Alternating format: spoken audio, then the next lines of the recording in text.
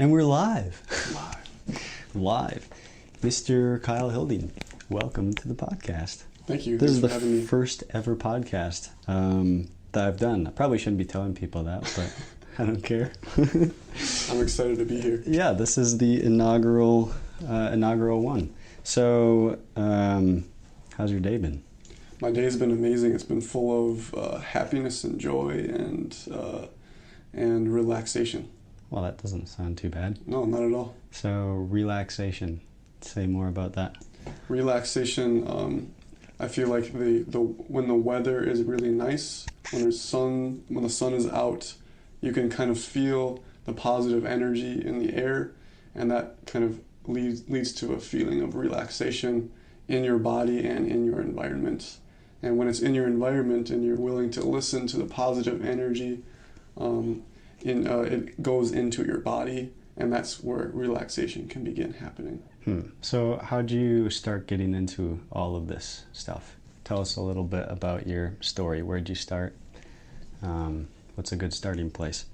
I would say a good starting place, if I go back all the way to the beginning, would be when I was 16 and 17 years old. I would stay up very late at night. I had kind of insomnia, and I think it was due to kind of an existential type depression I had. I didn't know if the depression was psychological and biological, or if it was more like an existential spiritual depression. Looking back on it now, I feel like it was quite more of a spiritual or existential feeling I had, or a sense of what I was.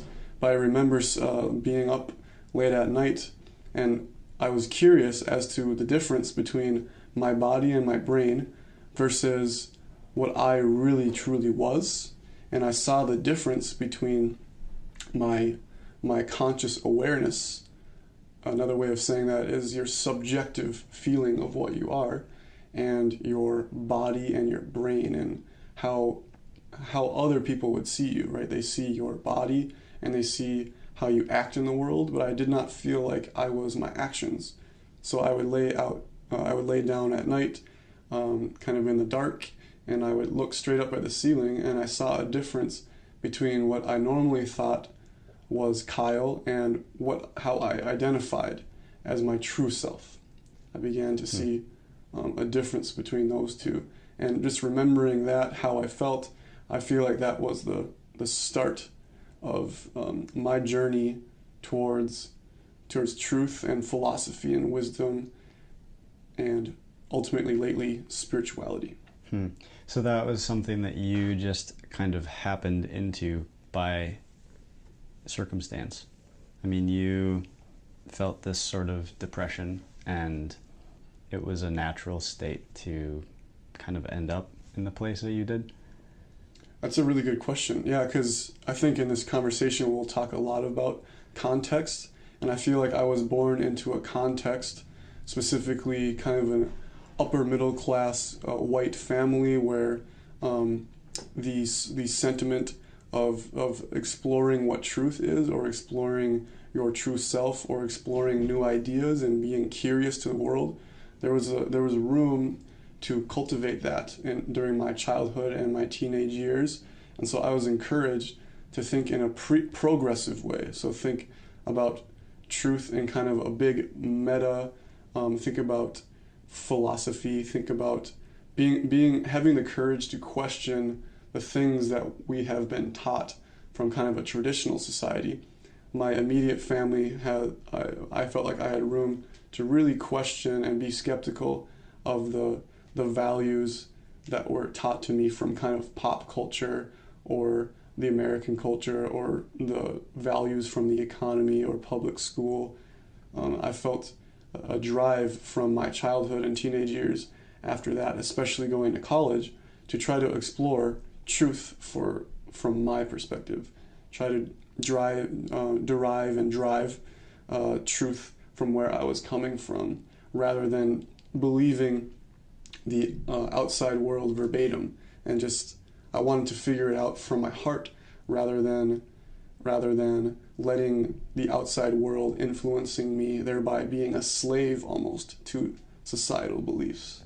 So I one of my fears is being a slave in your mind to the outside world. Huh. So would you say that you are an educator at heart? That's a really good question. I like that you use the word educator rather than like a school teacher, because I see a difference between education and school. So education goes deeper. We can think of the concept of lifelong learning. So that when you want to be a lifelong learner, you have this natural drive to teach others. So by being a lifelong learner, you see that being a teacher is actually there's no disconnection. There's a complete connection between teaching and learning, and the passion for that is wonder. So you see wonder in the world. You see that the world is full of the world is one big question mark rather than one big period. It's not you can't describe the world using a sentence. You can only describe the world by asking a question, because it's the reality of the world is so much bigger and more beautiful than any one person could try to comprehend from their mind. Or even if we have a conversation with a lot of interesting people coming together, we still can't use traditional words to describe how wonderfully gigantic all of reality is. And that idea, which you can start learning about from science, from social studies, from history, from religion, thinking about these ideas is what helps cultivate that sense of wonder and curiosity, rather than coming from a place of judgment and fear. So judgment and fear is taught to us from society, but when we are able to become a lifelong learner and be naturally curious about the world around us, being curious about what you truly are, not just taking the ideas from society of what you are. Why would you allow society to define you when you are yourself? You want to define yourself for yourself, and that's where curiosity can blossom out of. There's something I kind of want to go back to here, talking about defining yourself rather than being defined by something else. So talking about defining yourself rather than being defined by the world and being defined by the things around you. How do you deliver that message in a way that people won't take it and say, well, I can just do whatever I want then. I can be whatever I want. I can do whatever I want. How do you maintain a sense of responsibility and respect for other people around you with that goal? Yeah, that's a really good question. So as a teacher, you have to consider two things. You have to consider the curriculum. So you have to think about, how close is my curriculum to inherent truth? So that's kind of the thing you first have to think about. How am I presenting truth? And then you have your students, and your students are individuals. You have to think of your students in a humanistic way, meaning that you don't see students as student number 1 or student number 2. You say that this person is a human first and foremost. And so it's when you respect the humanity in each student, and you start from there. You start from the humanity inside each person. And as an effective teacher, that's where you're operating from too, is from your sense of humanity, rather than coming from a place of judgment and fear, which that can lead to you almost being too good at your job. That means if your job is too aligned with societal expectations, that can lead to living within a box rather than exploring what is outside of the box. And when we are able to explore outside of the box, that leads to a sense of wonder, a sense of humanity, a sense of true self. When you see that I am here and the outside world is so gigantically beautiful, yet I am connected to it.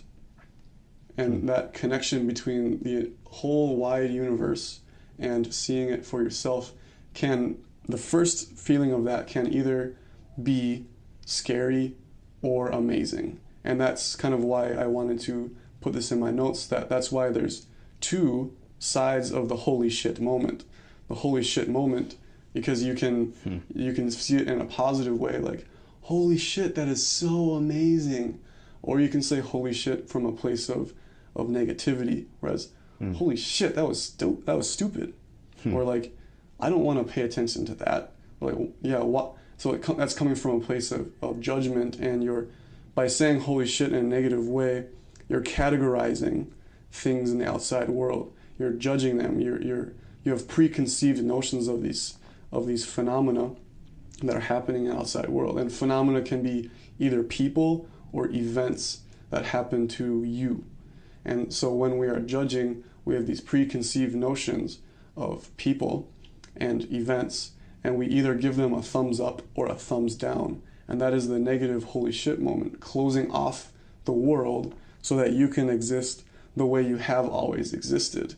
So the fear in the students, so going back to that point, is some of the students in your class, if you are more of a teacher that wants to open up the world to your students, if you have that passion, students are either going to react from a positive way or in a negative way. And the negative way is going to be fear and judgment. They might call you weird.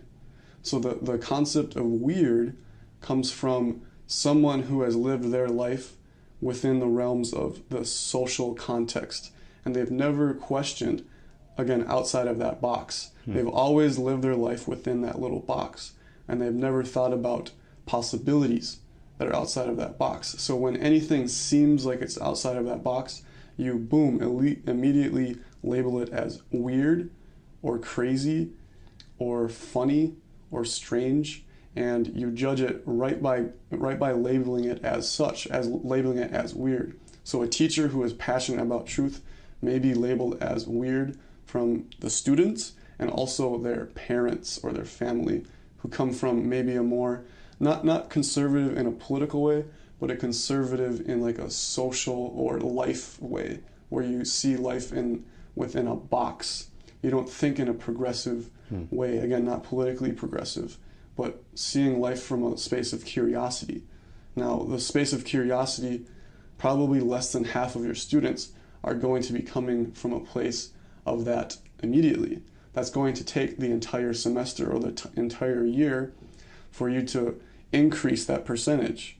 So some students are naturally going to be curious, but the purpose of school, I think, is to grow that curiosity in each student. You're going to try to aim for 100% of your students so that they are starting to reduce the fear. They're reducing the fear in their hearts and in their minds. Actually, their minds are what are creating the fear in their hearts. So the idea is you have to open their mind to start reaching that heart, which is their human center. You have to start poking at that humanity from their hearts. And the only door to the only passage to your heart is through your mind, and you can only do that by opening the mind. And that is, from my personal point of view, the purpose of school. Yeah, well, I like this because I think so much of what I'm trying to do with the Idealect is tap into what I think is, a natural thing, curiosity. I guess I like to think that curiosity is something